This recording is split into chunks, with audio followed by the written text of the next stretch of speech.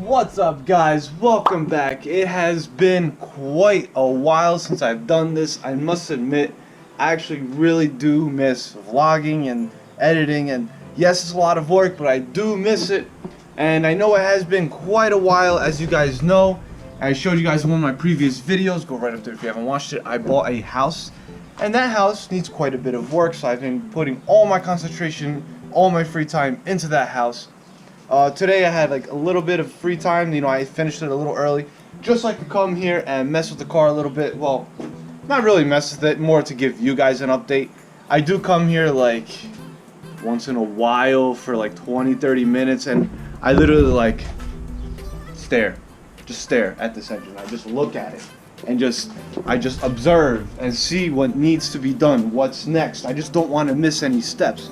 So I'm just here 20 minutes just walking whoop whoop whoop whoop all around the engine, just making sure I don't miss something, you know.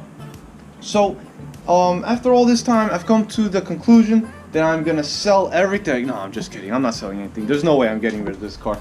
But what I am gonna do is, as you guys know, I am gonna plug up all these holes, all those holes, this giant monster of a hole here. I'm gonna weld them up. I want a clean looking engine bay.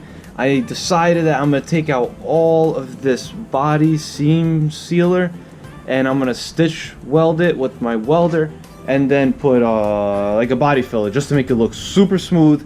And then, you know, stitching is gonna make it really strong, the entire engine bay including the firewall. I'll show you guys exactly what stitch welding is when I get to it later down the road.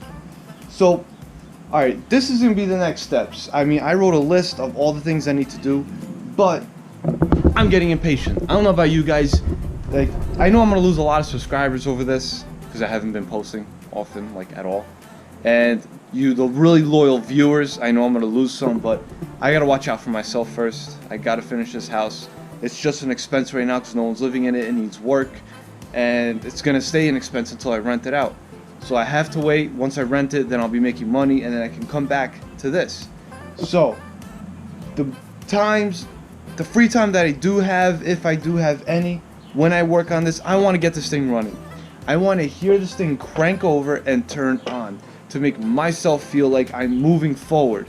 Because it's been so long, I feel like I'm just stopped. You know, it's a really like crappy feeling. It feels like I'm not moving forward, and I need to hear it turn on to know that I'm doing it right. So in order to do that, what I'm gonna end up doing, everything fits, right? I did get this, which is an overflow tank for my radiator system. I'm gonna figure it out, put it somewhere like here. I have a little bracket, but I'm gonna have to customize that bracket. Over there I have a new catch can. Now I have all those parts. I can place them in the engine bay. Now I know exactly which holes I need to weld up. So again, these are the steps I'm going to do. I'm going to drop the motor instead of hoisting it up. I'm going to end up dropping it by taking off some suspension parts. And the K-member under there, I'm going to drop the motor.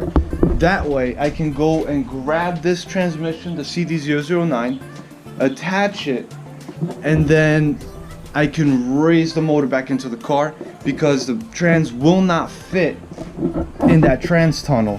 I have to bang it out in order to make some room.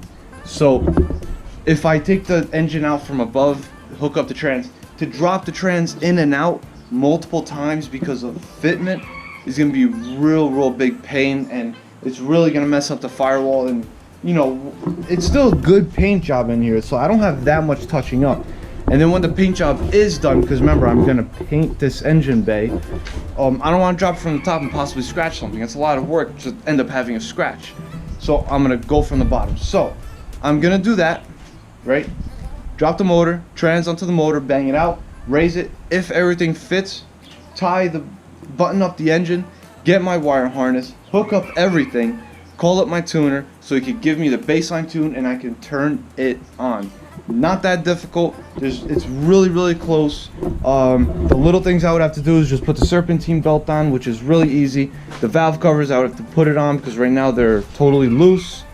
And I got the right here the filler neck. I have it cut because it's got to get like attached here, and the stock one goes this way.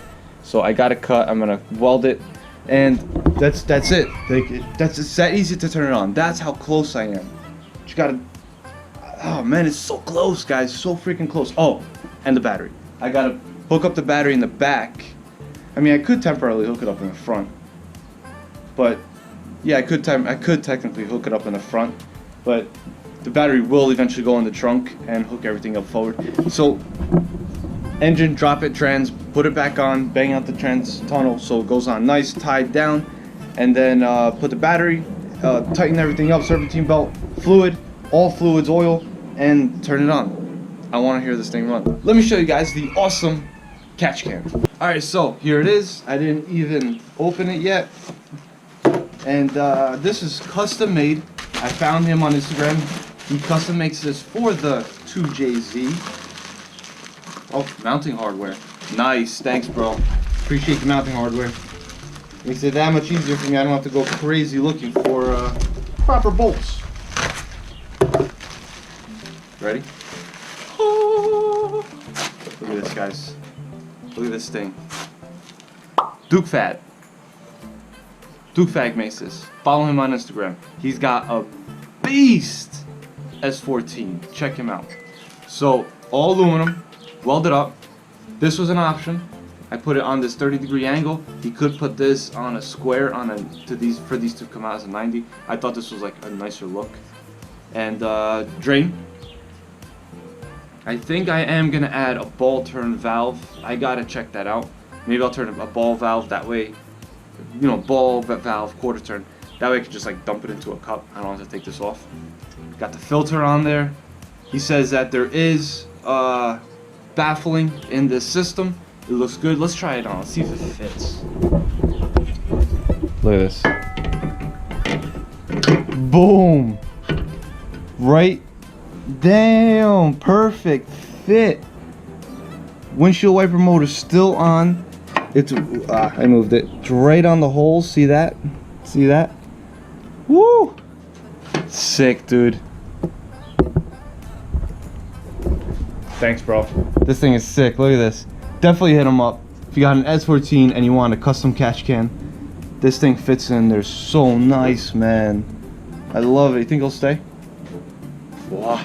Look at that. Oh yeah. That's gonna look super tight. And then right here, boom, boom, and then both of them go this way, right to the catch can. That's gonna look spot on. Nothing's in the way. Hey guys, for you S14 owners, I am super confused. Wiper motor, right? The plug is supposed to go, let me move this. The plug is supposed to go right here, but the plug on the stock S14 is on the engine wire harness, which I find really weird. And I sold the wire harness with the plug, so I don't know how to hook that up. If you're an S14 owner and you've done a custom swap, please tell me how to hook that up, because I really have no idea. So yeah, there we go, guys. You saw my new custom catch can. Again, Duke Fad, hit him up if you need one. If not, just go follow him. He's got a beast car. And again, guys, thanks for sticking around. Like I said, no work today. It's just an update. I had a long day, just came home from work, went right to work in the house. So I need to take a nap. You guys should take a nap. And you guys should enjoy your 4th of July. So remember, guys, always work hard, stay humble. Happy 4th of July.